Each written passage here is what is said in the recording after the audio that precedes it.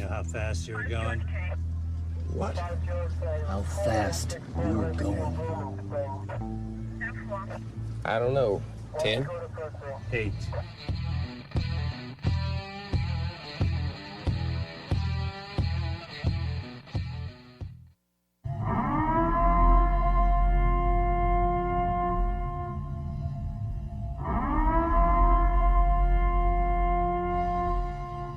Be advised, this is an explicit podcast, so if you're easily offended, get your panties twisted into a knot, turn this off before you get butthurt and mad, start to cry, have to run to your safe space.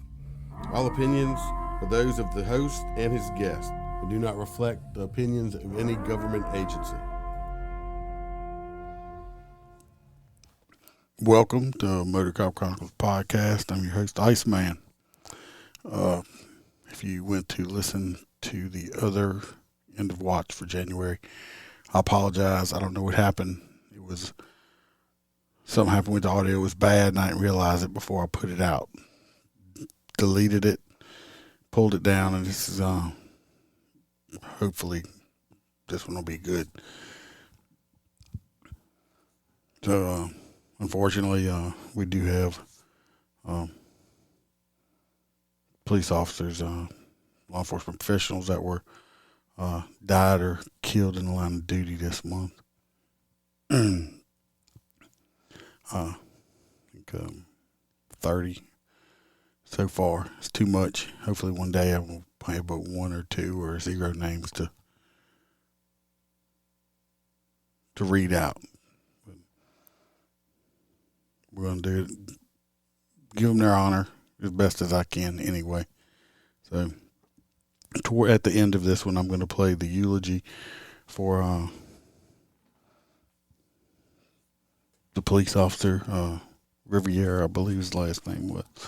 That was one of the New York cops. His wife gave it a eulogy. It's pretty hard hitting. I'm just going to play it at the end and then do the song I always play at the end, and then we're just going to end it there. I can come back tomorrow for the new stuff if you want to hear the funny or the mad stuff. This is their time right now. So let me get it started.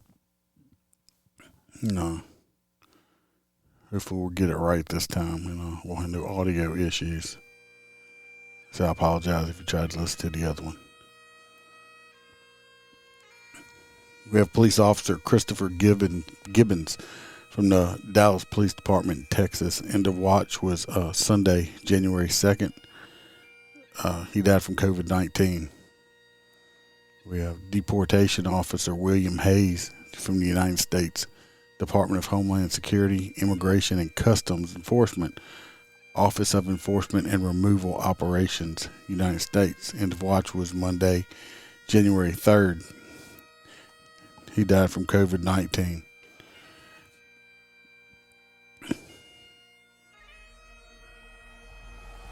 We have Trooper John Sumter Horton, North Carolina Highway Patrol, North Carolina. End of watch was November 3rd.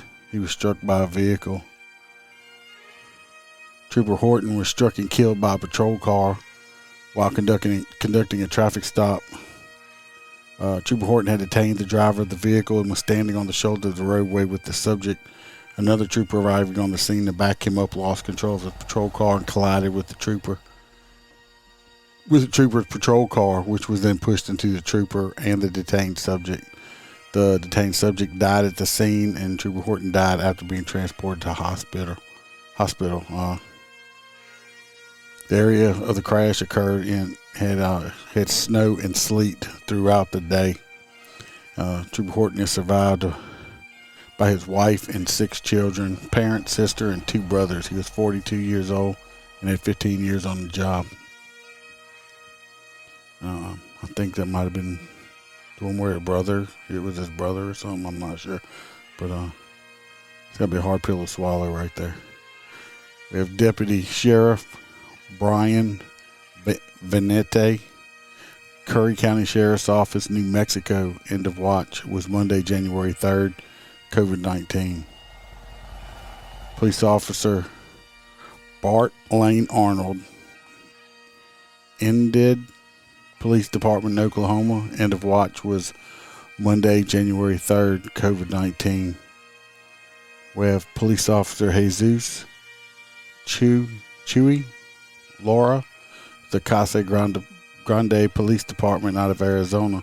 Our end of watch was Tuesday, January 4th, COVID-19. Police Officer Franklin Joe, Lone Star College Police System, Department of Texas. Tuesday, January 4th, COVID-19. We have Police Officer Richard Lynn Tostedson of the Noonan Police Department in Georgia. End of watch was Thursday, January 6th, COVID-19. Captain Reginald Kamal Smith, Wilson Police Department, North Carolina. End of watch January 7th, COVID-19. Deputy Sheriff Michael Queenie, Will County Sheriff's Office, Illinois. End of watch Saturday, January 8th, was COVID-19. Detention Sergeant Janelle L. Visser of the Miller County Sheriff's Office, Missouri. End of watch was Sunday, January 9th. She died of COVID-19. Police Officer 2, Fernando Arrows, I'm not sure how you say it. Los Angeles Police Department, California. His end of watch was Monday, January 10th. He died of gunfire. He was shot and killed as he took police action when 3 men attempted to rob him on East 87th Street. He and his girlfriend had stopped to look at a house that was for sale and were crossing the street when 3 men got out of a vehicle and attempted to rob them at gunpoint.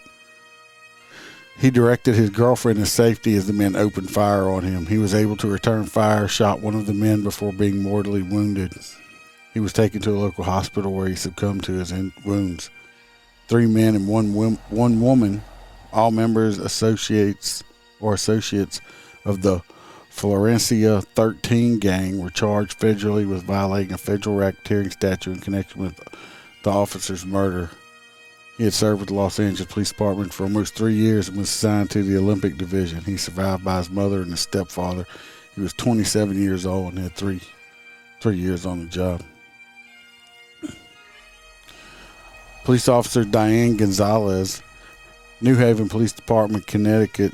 End of watch was Monday, January 10th. She died in an automobile crash. She says she succumbed to her injuries sustained September 10th in 2008 when her patrol car collided with another patrol car while responding to a domestic violence call. Her patrol car collided with a sergeant's patrol car at the intersection of East Street and Chapel Street as they both responded to the same call. The sergeant was killed in the crash. Officer Gonzalez suffered a traumatic brain injury, causing her to slip into a coma. She remained in a coma until she succumbed to her injuries. Officer Gonzalez had served with the New Haven Police Department for 13 years at the time of her crash. She survived by her son, 2 daughters, and grandchildren. It's extremely sad that she was in a coma since 2008. I hope she has some peace now. Chief of Police Michael E. Gurman, Prairie City Police Department. I believe this is in Idaho. End of watch was Thursday, January 13th. COVID-19. Investigator Stephen Ray Finley, Madison County Sheriff's Office, Alabama. End of watch was Friday, January 14th. Cause of death was COVID-19. Corrections Officer Melissa M. France, Oswego County Sheriff's Office, New York. End of watch was Monday, January 17th, COVID-19. Corporal Ernest M. Robinson, Wayne County Sheriff's Office, Michigan. End of watch was Tuesday, January 18th. He died of COVID-19. Chief of Police Don Riffey, Jefferson College Police Department, Missouri. Thursday, January 20th. End of watch. Cause COVID-19. Police Officer Correll Cortez Jones, Memphis Police Department, Tennessee. End of watch was Thursday, January 20th. Cause of his death was an automobile accident. He was killed in a vehicle crash at the intersection of East Shelby Drive and Pleasant Hill Road around 2:30 a.m. Officer Jones was responding to a call when another vehicle collided with his patrol car. The driver of the other car was killed in the crash. Officer Jones was transported to a local hospital where he succumbed to his injuries. He had served with the Memphis Police Department for almost 2 years. He survived by his 2 children. He was 32 years old. He had 1 year and 11 months on the job. Police Officer Tyler Lenahan, Elk Grove Police Department, California, and their watch was Friday, January 21st. Cause of death was a vehicular assault. He was killed when his police motorcycle was struck head-on by a drunk driver on State Highway 99 near 12th Avenue in Sacramento. The drunk driver was traveling in the wrong direction on the divided highway at about 5:15 when he was struck. The man was arrested by members of the California Highway Patrol as he attempted to walk away from the scene. The subject, who had at least one prior DUI, was arrested and charged with felony DUI. Officer Lenahan was a U.S. Air Force veteran and had served with the Elk Grove Police Department for 6 years. He had previously served with the Citrus Heights Police Department for 4 years and the Galt Police Department for 2 years. Officer Lenahan is survived by his wife, who was an officer with the Sacramento Police Department, and they had 2 children. He was 44 years old, had a total of 9 years on the job. School Resource Officer Johnny Patterson, Lee County School District, Police Department, Mississippi. Into watch was Friday, January 21st. Cause of death, he was struck by a vehicle. School Resource Officer Johnny Patterson succumbed to his injuries sustained on January 13th when he was struck by a car while directing traffic on Noah Curtis Street in front of Shannon Primary School. He was directing traffic at the end of the school day when a vehicle struck the back of his patrol car, which was then pushed into him. He was transported to North Mississippi Medical Center, where he remained on life support until his organs were donated on January 21st. Officer Patterson was also served as the Assistant Chief of Police for Verona Police Department and had served in law enforcement for 28 years. He is survived by his wife, 2 sons, and several grandchildren. He is 58 years old and had 28 years on the job. Died from somebody not paying attention. We have Detective Jason Riviera, New York Police Department. End of watch was Friday, January 21st. Detective Jason Riviera and Police Officer Wilbert Mora were shot and killed when they responded with a third officer to the report of a domestic violence dispute in Harlem. When the officers arrived at the apartment, they spoke with the subject's mom. Detective Riviera and Mora went to the rear of the apartment to interview the suspect while the third officer stayed with the mother. As the officers approached the door to the bedroom the suspect was in, the suspect opened the door and immediately began firing at the officers, striking both Detective Riviera and Officer Mora. The third officer returned fire, killing the suspect. Both of them succumbed to their injury.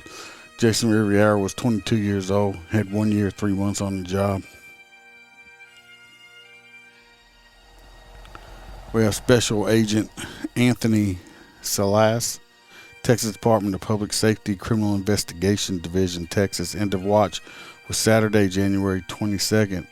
Cause of death was accidental. He was killed in an accident near Eagle Pass, Texas, while conducting joint tactical operations with the United States Border Patrol BORTAC unit. He was flown to University Hospital in San Antonio, where he succumbed to his injuries the following day. He was also a United States Marine Corps veteran. He had served with the Texas Department of Public Safety for 9 years, and he was assigned to the Special Operations Group. He survived by his wife and children. He was 37 years old, 9 years on the job. Corporal Charles Galloway, Harris County Constable's Office, Precinct 5, Texas. End of watch was Sunday, January 23rd. Cause of death was gunfire. Corporal Galloway was shot and killed while conducting a traffic stop in the 1900 block of Beechnut Street at about 12:45 a.m. The driver of the vehicle he stopped exited the car and opened fire, killing Corporal Galloway. The man then fled the scene in his car and was apprehended in Mexico 3 days later. The suspect has been charged with capital murder. 2 of his relatives have also been charged with tampering with evidence. Corporal Galloway had served with the Harris County Constable's Office, Precinct 5, for 12 years and had previously served with the Texas Department of Criminal Justice. He is survived by his daughter and his sister. He is 47 years old.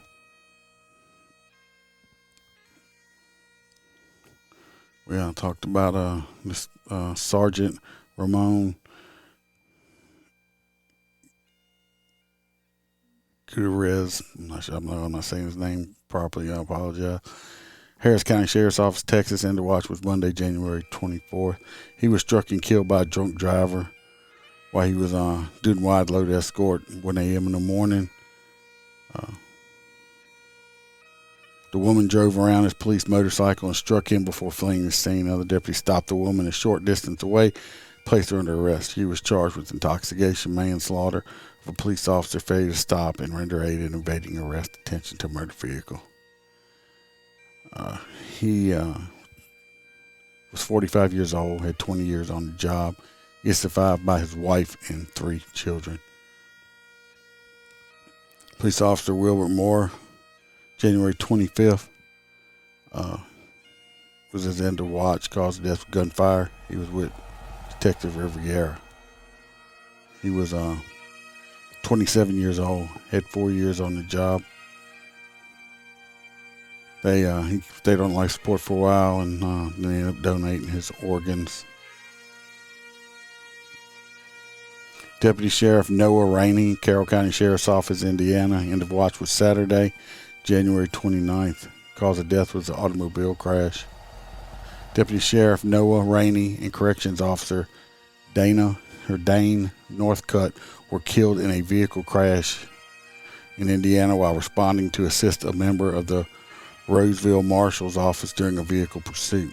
He was responding along Route 26 when his vehicle left the roadway near Washington Street and struck a utility pole. Other members of the Carroll County Sheriff's Office and the Indiana State Police came across the crash while also responding to the pursuit. They immediately began to render aid, but both Deputy Rainey and Officer Northcutt, who was a passenger in the patrol car, succumbed to their injuries. Don't have his age. He's been on the job for 7 years.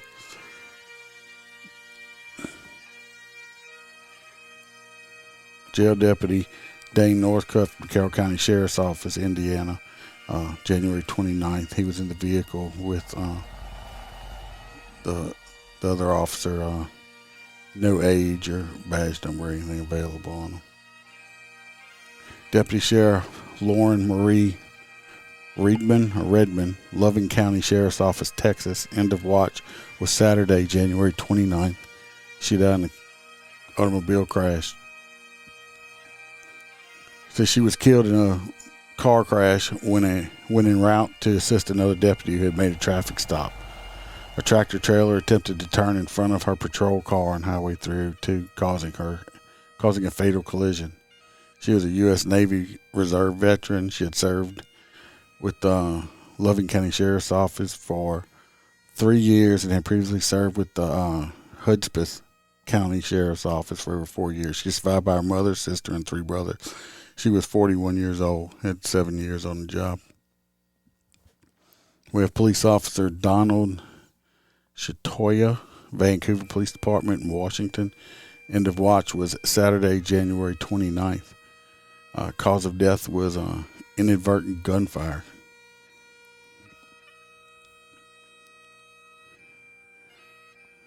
He was inadvertently shot and killed by a Clark County Sheriff's Office deputy while attempting to apprehend a robbery suspect who was attempting to break into his home. The suspect had fled police after robbing a gas station. Officers used spike strips to immobilize the car, but the suspect was able to flee on foot. As deputies were searching for the suspect, a woman called 911 reporting that a man who fit the robbery suspect's description had pounded on her front door asking for help and claimed to have been involved in a collision. She informed the call taker that her husband was an off-duty officer and had gone outside to detain the man. The suspect and officer became engaged in a struggle during which the officer was stabbed several times and dropped his firearm. The suspect broke free and began to running toward the officer's house. The officer retrieved his firearm and ran after the suspect as Clark County deputies arrived. One of the deputies perceived the officer Stoya as an armed suspect and shot him, not realizing he was an officer and the homeowner. The suspect was taken into custody without further incident. He was charged with attempted first-degree murder, first-degree robbery, first-degree burglary, third-degree assault, and possession of a stolen vehicle. Officer Stoya had served with the Vancouver Police Department for over 7 years. He had previously served with the Grinsham Police Department and the Port of Portland Police Department, Oregon. He is survived by his wife and his 2 daughters. He was 52 years old and 7 years on the job.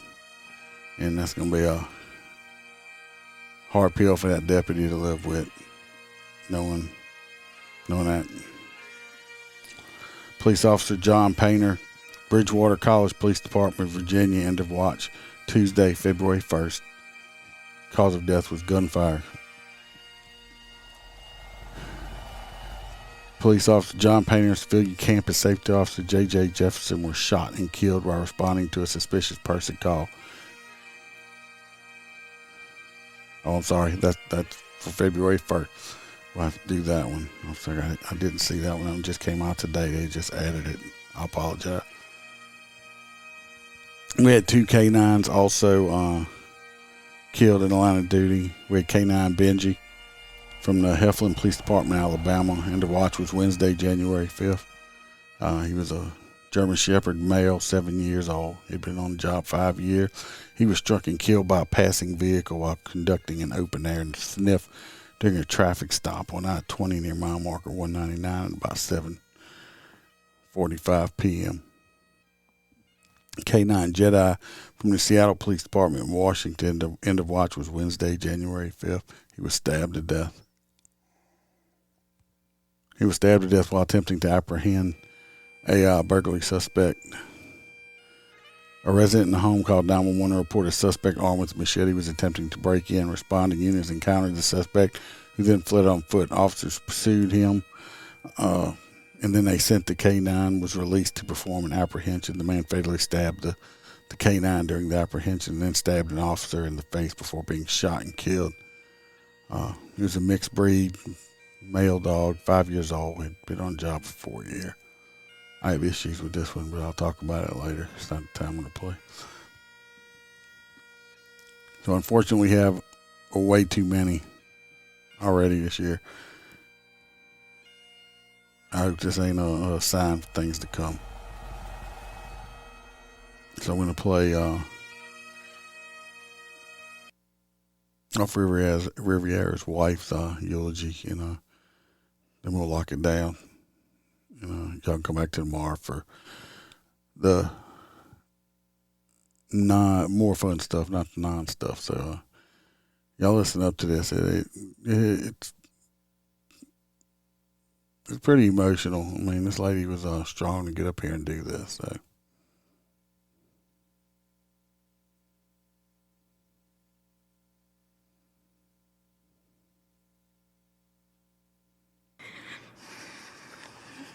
I would say good morning to you all, but in fact, it's the worst morning ever.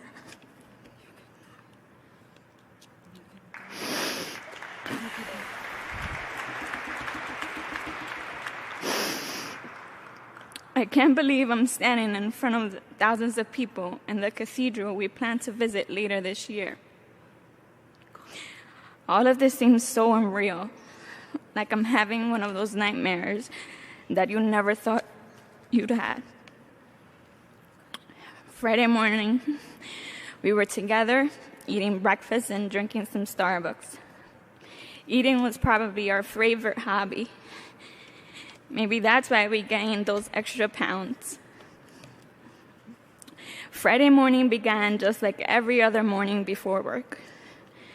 You were always my big spoon, watching Netflix, YouTube law enforcement shorts, read me your emails, and wait for your mom to come home. You packed your book bag because we had to leave before 2, and really, before 2 sharp, because of your ICO sergeant.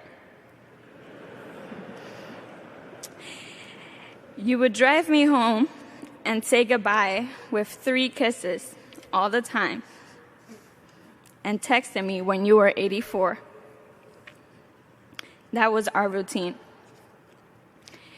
At around 15:15, I received a BRB roll call text.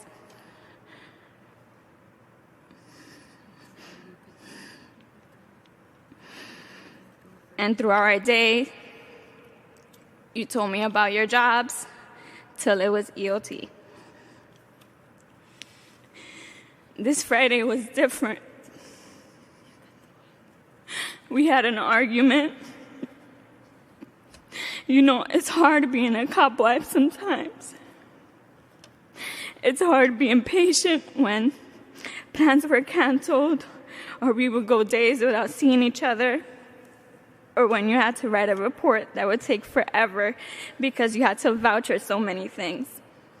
So you did OT. Or when you had a bad day at work because an EDP drove you nuts.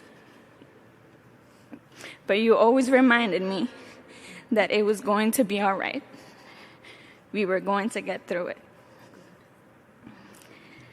This Friday we were arguing because I didn't want you to use your job phone while we were together. You were so mad that you took your LeBron jersey down,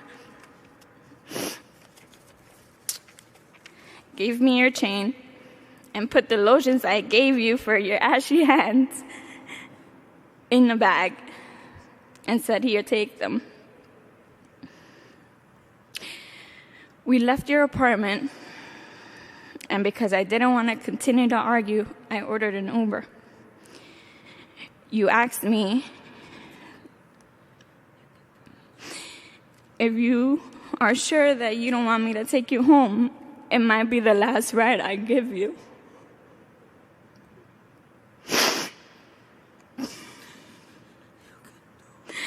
I said no, and that was probably the biggest mistake I ever made.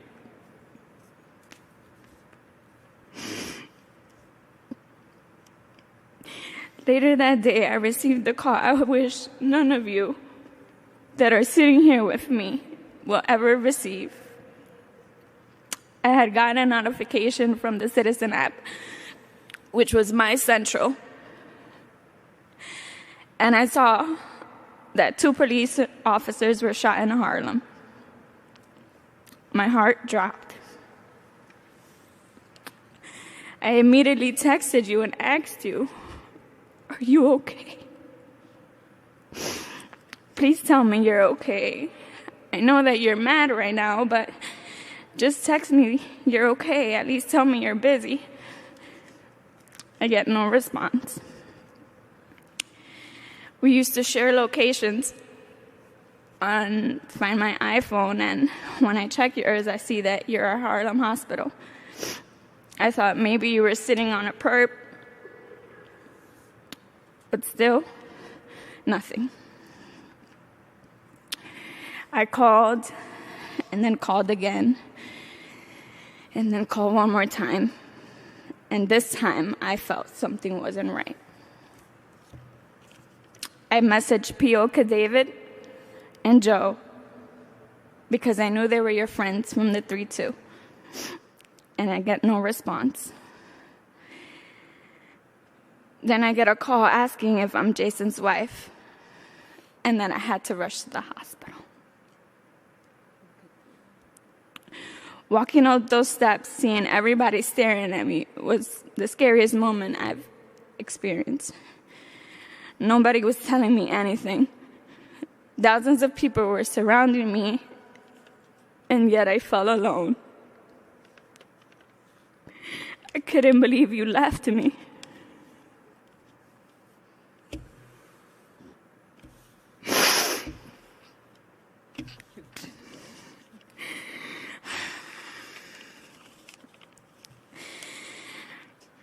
Seeing you in a hospital bed, wrapped up in sheets, not hearing you when I was talking to you, broke me.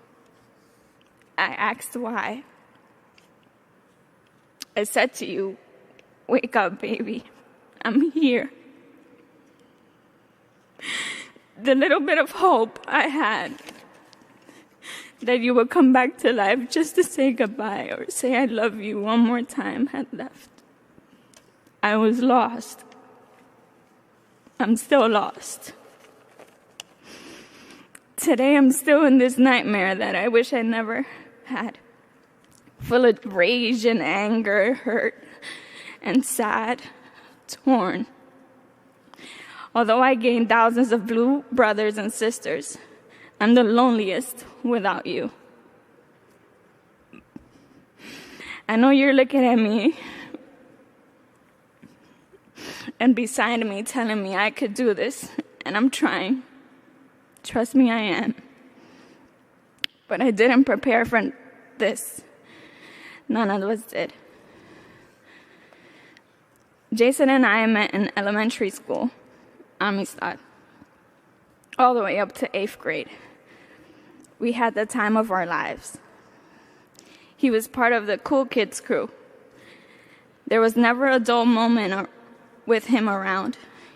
He was the class clown, got me in trouble a couple of times, had our teachers sit us away from each other because we couldn't focus. And we never thought that our innocent childhood love would lead us to marriage. Even when we said I do, we couldn't believe we said it. October 9th was the happiest day of our lives. I know I drove you crazy saying I love you so many times that you would stop replying I love you more. But you made me feel alive. You make me feel alive.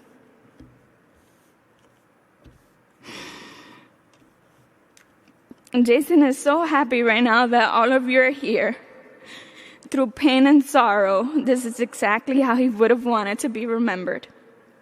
Like a true hero. Or like I used to call him, Big P.O. Rivera. You have the whole nation on gridlock. And although you won't be here anymore, I want you to live through me.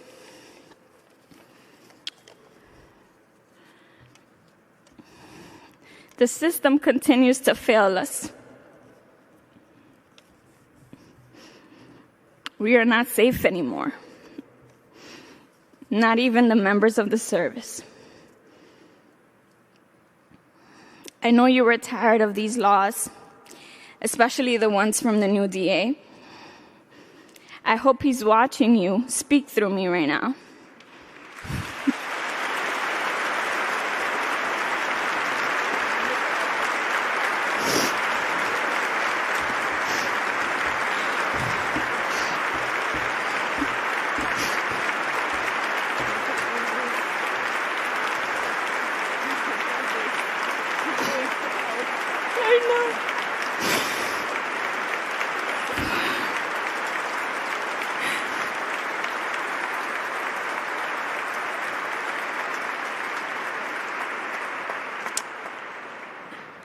I'm sure all of our blue family is tired too. But I promise, we promise, that your death won't be in vain. I love you to the end of time. We'll take the watch from here.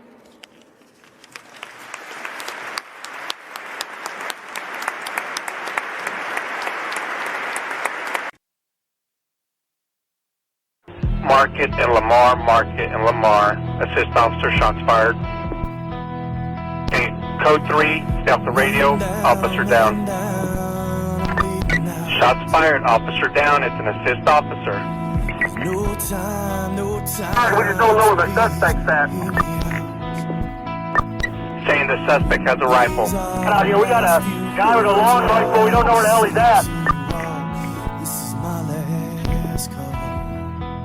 Rush. Slow down! He's in the damn building right there! I don't know where he's at! He's in that building! We're hearing shots from that building! We got a suspect down! We're shot fire! Officer down! Shot fire! Officer down! Got a video! Shot fire! Shot fire! That just makes it through it all. This is my last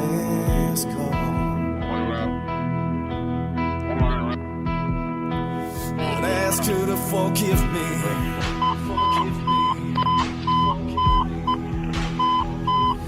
Tell her I'm sorry.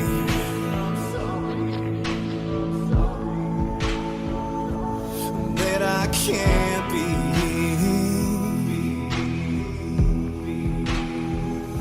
the man that she's gonna be.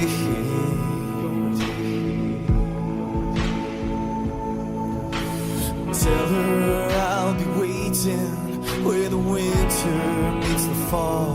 This is my last call.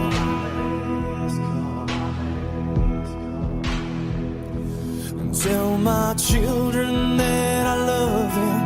Oh yeah, that daddy always loved them so. And tell them to hold their mother tight and to never let her go. Tell them I'll always be watching, looking over them through it all. This is my last call.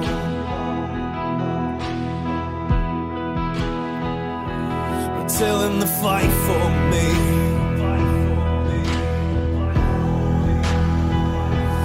Do what's right for me.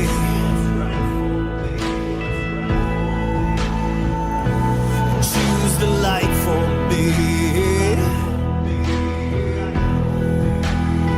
But don't ever forget me.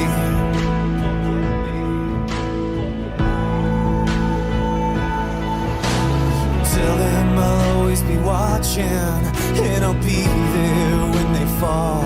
This is my last call.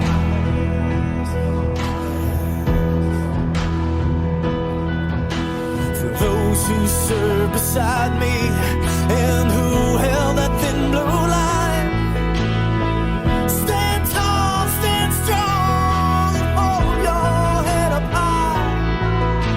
I'm sorry I let you down today, but please know I gave my all. This is my last call.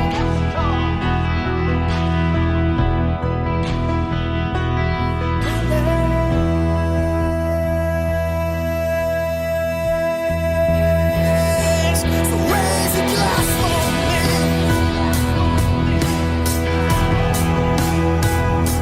And kick some ass for me.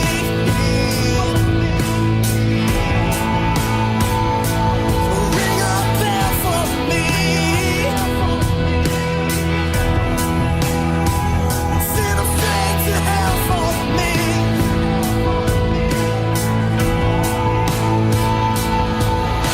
I'd like to think I saved a few good lives, but I couldn't save them all. This is my last call.